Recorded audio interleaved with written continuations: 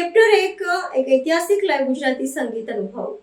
લોકપ્રિય ગાયિકા ઈશાની દવે બદલાવ ચેપ્ટર 1 નામના ભવ્ય લાઈવ કન્સર્ટ પ્રોડક્શનને રજૂ કરવા જઈ રહી છે.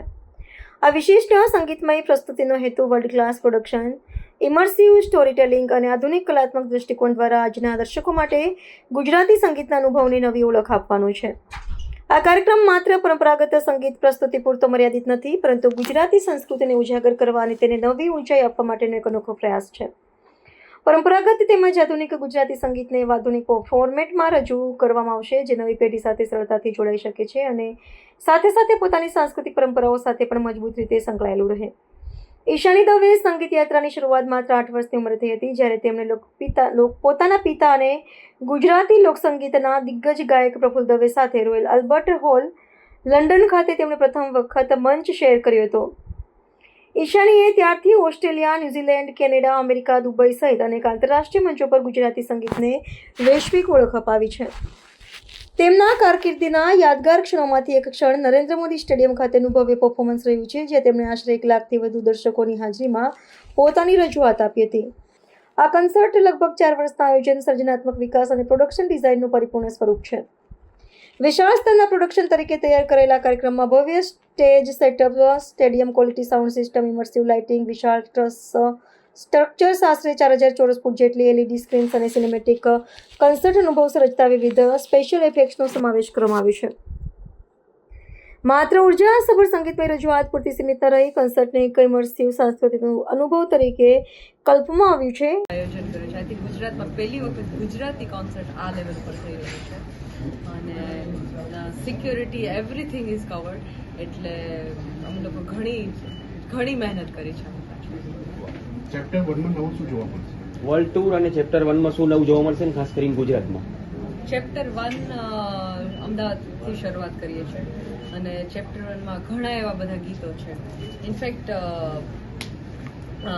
હાર્દિકે સિમ્ફનીનું કર્યું છે, પણ this is symphony with western band, એટલે ડ્રમ્સ, ગિટાર્સ અને એનું કોમ્બિનેશન અમે લોકો કરી રહ્યા છે. કોરિયોગ્રાફી આખી સેટ કરી છે દરેક સોંગ માટેની, અને ઘણા બધા મ્યુઝિશિયન્સ મુંબઈથી આવી રહ્યા છે, અહીંયાના ગુજરાતના અલગ અલગ શહેરોમાંથી મ્યુઝિશિયન આવી રહ્યા છે, અને ઘણા બધા ગીતો એવી રીતે અમે લોકો મૂકી રહ્યા છે કે જે પહેલા ક્યારે આ ફોર્મમાં ગીતો આવ્યા નહોતા. મારત મળે જાવશે ને રાજુડીનો નેડો લાગ્યો, મારત મળે જાવશે ને રાજુડીનો નેડો લાગ્યો, નેડો લાગ્યો, નેડો લાગ્યો, રાજુડીનો નેડો લાગ્યો, નેડો લાગ્યો, નેડો લાગ્યો, રાજુડીનો નેડો લાગ્યો, મારત મળે, હા રાજુડીનો નેડો લાગ્યો. જો પહેલી વાત તો ગુજરાતી ભાષાના અસ્તિત્વની છે. આપણે કોઈ ક્રિટિસાઇઝના અર્થમાં હું નથી કહેતો, પણ કોન્વેન્ટ કલ્ચરની અંદર જો આપણે અપગ્રેડ થતા રહીશું તો પહેલું નુકસાન ભાષાનું છે. જે ભાષા આપણી મા પાસેથી આપણે શીખ્યા, જે ભાષામાં આપણે બોલીએ છીએ, જે ભાષામાં આપણે વિચારો કરીએ છીએ, જે ભાષામાં આપણને સપનાઓ આવે છે, તો મૂળ ઉદ્દેશ તો ગુજરાતી ભાષા છે. પછી મારો લોક ગાયક તરીકે ગુજરાતના લોકસંગીતને હું વધારે પ્રાધાન્ય આપું, કારણ કે મને ગાવા મળ્યું. તો આ કોન્સર્ટની અંદર જે નવી જનરેશન છે આપણી, એ નવી પેઢીની સુધી જો ગુજરાતી લોકસંગીતને, ગુજરાતના લોકસ્વરોને, ગુજરાતી કવિતાને, ગુજરાતી સાહિત્યને જો નવી જનરેશન સુધી કલાકારો નહીં પહોંચાડે તો મને લાગે છે કે એનો સૌથી વધારે ભોગ ગુજરાતી ભાષા. એક લાઈન આપના સ્વરમાં. જી, એક ગીત સ્વર. મને લાગે છે કે જે ગીતથી હું એસ્ટાબ્લિશ થયો, જે આમ ફિલ્મમાં પછી લીધું લાખો ફલાણીમાં, એ મણિયારો ગામ. હા, ઓકે.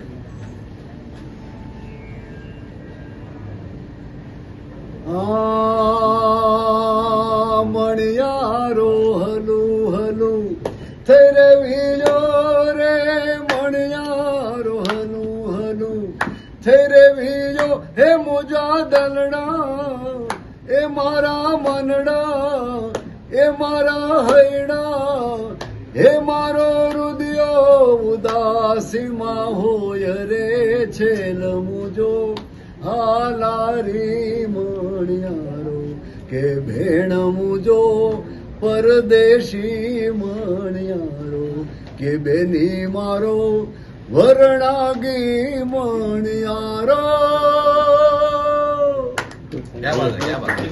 મારું નામ આર્જવ છે. હું શો ડાયરેક્ટર છું અને અત્યારે શંકુશને રિપ્રેઝેન્ટ કરી રહ્યો છું. કઈ રીતનું આયોજન રહેશે ખાસ કરીને અમદાવાદથી? ઓકે, સો આયોજનમાં એવું છે કે આ વિચાર જ્યારે આવ્યો ત્યારે એવું હતું કે એક રિજનલ આર્ટિસ્ટ તરીકે આપણે ટ્રીટ નહીં કરીએ, એને ગ્લોબલ સ્ટાન્ડર્ડ પર જે થશે એ પ્રમાણે જ આપણે બધા જ નોર્મ્સને બધું ફોલો કરશું. સો હવે હું નાની વાત કરું કે આજે અમદાવાદમાં એક શો થયો હતો, ઇન્ટરનેશનલ બેન્ડ આવ્યું હતું કોલ્ડ પ્લે. એ લોકોએ શ્રી નરેન્દ્ર મોદી સ્ટેડિયમમાં પરફોર્મ કર્યું હતું અને એ લોકોએ વર્લ્ડ રેકોર્ડ બનાવ્યો હતો. લગભગ 1.25 લાખનું ઓડિયન્સ હતું. એ લોકોએ જે સાઉન્ડ વાપર્યું હતું આપણે એ જ સાઉન્ડ વાપરવા જઈ રહ્યા છે. એ જ રીતના પ્રોપ્સ છે, એ રીતના dancers, musician, singers, writer, choreographer, special entries, લાઇટ્સનું સ્ટ્રક્ચર લગભગ 125 ફૂટની ઉપરનું લાઇટનું સ્ટ્રક્ચર જશે. અને વાત કરીએ તો એલઈડી સ્ક્રીન, તો હવે આજે 4000 સ્ક્વેર ફૂટની એલઈડી સ્ક્રીન ખાલી ઇન્સ્ટોલ કરવાના છે, જેથી કરીને જે એક્સપિરિયન્સ આગળ ફ્રન્ટ રોવાળાને મળે એ જ એક્સપિરિયન્સ પાછળની રોવાળાને પણ મળે.